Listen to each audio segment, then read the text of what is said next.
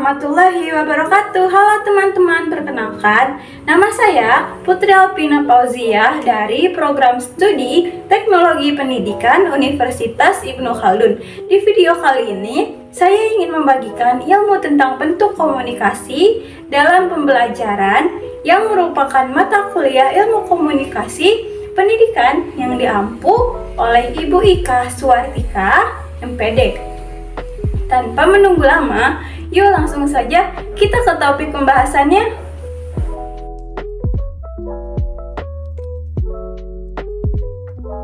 Pertama, yaitu adalah pengertian komunikasi dan pembelajaran.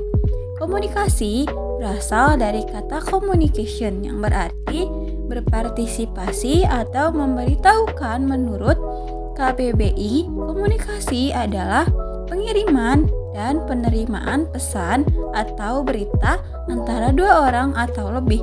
Sedangkan pembelajaran adalah proses interaksi peserta didik dengan pendidik dan sumber belajar pada suatu lingkungan belajar yang meliputi guru dan siswa yang saling bertukar informasi. Yang kedua, fungsi komunikasi dalam pembelajaran. Fungsi komunikasi adalah sebagai sarana diskusi, sosialisasi, hiburan, sampai kebudayaan.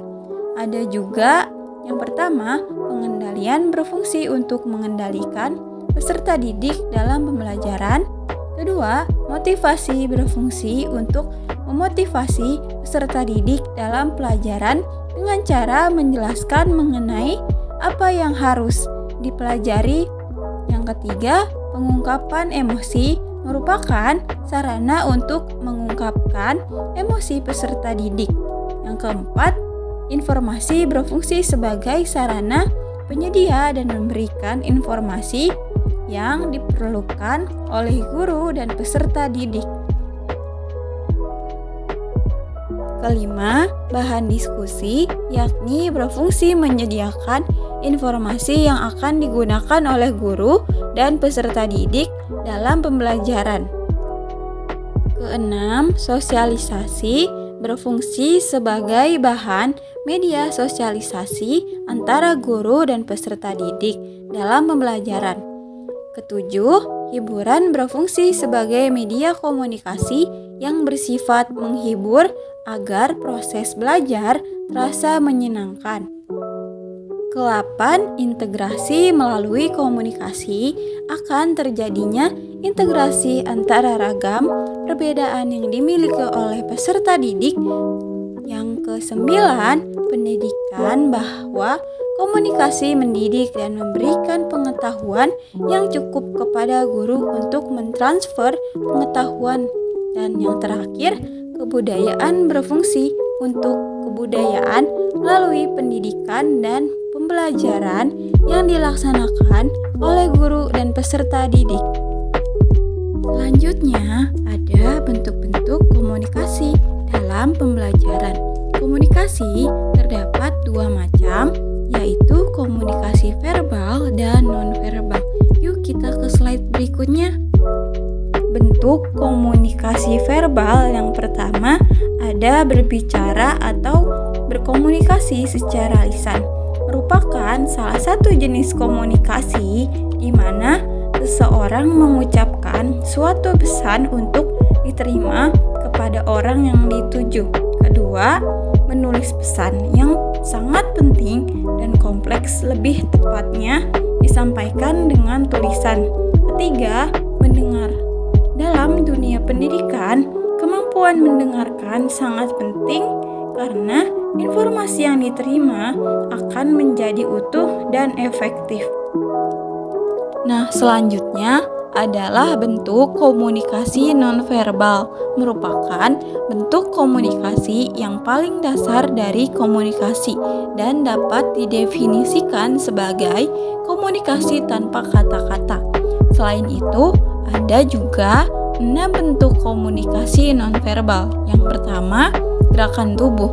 Komunikasi nonverbal yang ditunjukkan dengan gerakan tubuh.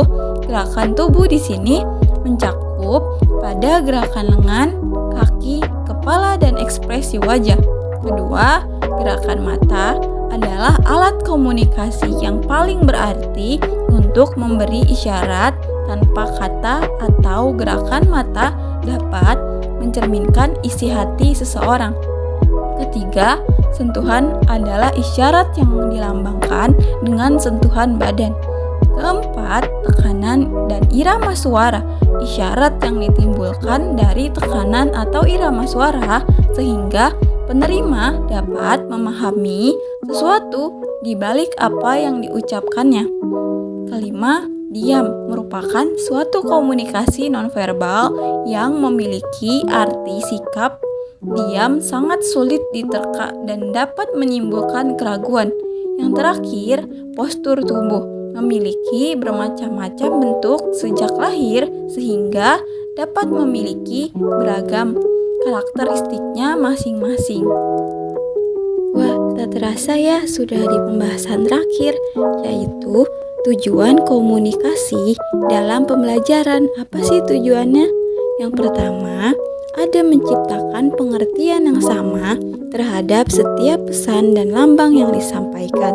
Dua, merangsang pemikiran peserta didik untuk memikirkan pesan dan rangsangan yang ia terima dari guru. Tiga, melakukan suatu tindakan yang selaras dengan pesan yang diterima peserta didik. Empat, pesan bagi peserta didik memperhatikan nada dan pengaruhnya terhadap peserta didik. Cukup sekian yang dapat saya sampaikan. Mohon maaf apabila ada salah kata.